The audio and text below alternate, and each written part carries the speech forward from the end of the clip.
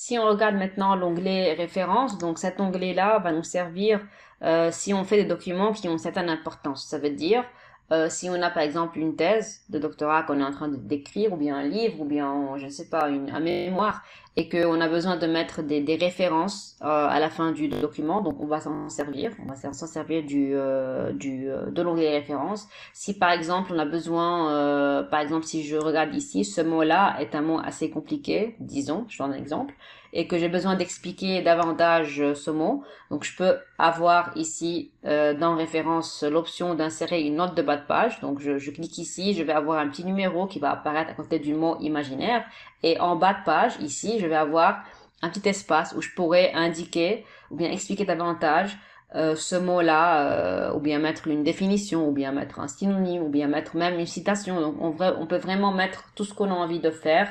C'est vraiment pour le cas des documents qui ont une certaine importance qu'on utilise l'onglet référence. Maintenant, ce qui est encore plus important, et que je trouve que c'est vraiment très important d'avoir ceci dans presque tous les documents qu'on est en train de faire, c'est la table des matières qui est là.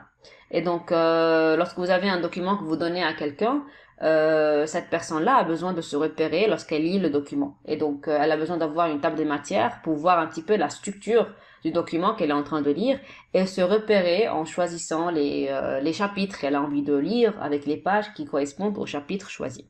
Et donc, pour avoir ceci, on doit introduire une table des matières. Et comment on le fait? On clique ici et vous avez ici plusieurs styles de table de matière qu'on pourra choisir. On verra ça après en détail. Mais bref, par exemple, si je vous montre ici, je vais venir mettre, introduire donc, le mot titre.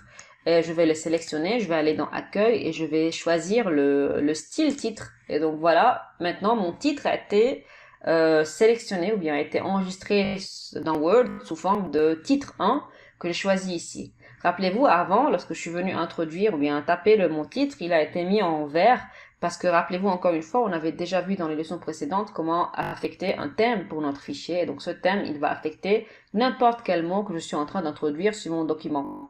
Et donc voilà, maintenant vu que j'ai mon titre ici, si je reviens donc ici, donc disons j'ai besoin d'introduire ma table des matières, je vais cliquer ici et je vais choisir, imaginons, cette table automatique. Vous voyez bien que maintenant j'ai automatiquement eu le titre table des matières qui est apparu et vous voyez que là j'ai mis titre et automatiquement j'ai la page qui vient avec. Ça veut dire que je sais que maintenant dans la page 1 j'ai le chapitre qui concerne titre. Si je viens dire par exemple le chapitre ici, ce que je peux faire, je viens et puis je peux cliquer sur la table des matières et je dis que voilà, mettre à jour la table des matières et je choisis de mettre à jour toute la table et non pas uniquement les numéros des pages. Donc voilà. Et vous voyez que maintenant, il y a le titre qui va changer. Évidemment, s'il y a le titre qui a été changé avec la page, on aurait dû voir pas uniquement le titre qui change ici, mais aussi la page. Donc voilà. Voilà, c'est assez important. On verra ces choses-là par la suite. Et c'est vraiment primordial d'avoir pour un document que vous êtes en train de rédiger, qui est quand même, qui comporte un certain nombre de pages qui est important. C'est pas que ce soit une ou deux pages, évidemment. Il faudra quand même avoir toujours une table des matières, c'est mieux pour le lecteur, pour mieux se repérer et pour mieux avoir une idée de la structure du document qu'il ou qu'elle est en train de lire. Donc voilà un peu à quoi va nous servir l'onglet référence.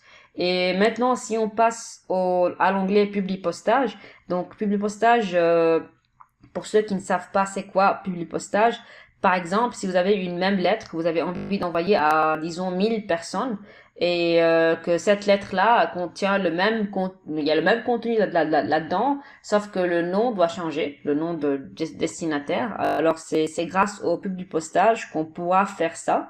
Par exemple, je peux venir dire ici, donc monsieur, madame, et là, je peux mettre le nom, donc monsieur, madame Dupont, monsieur, madame Chalère, etc. Et je demande à l'ordinateur de faire ça pour moi, de changer le nom pour 1000 ou bien 500 lettres, de sorte à générer par lui-même 500 ou bien 1000 versions qui ont le même contenu. Disons que ça, c'est la lettre qui est là, qui a le même contenu, sauf que le nom et le prénom, bien même peut-être l'adresse change. Et c'est l'ordinateur qui va faire ça pour moi, qui va générer plusieurs fichiers qui vont avoir le même contenu, sauf que les noms et d'autres options pourront changer selon ce que moi je lui dis de faire.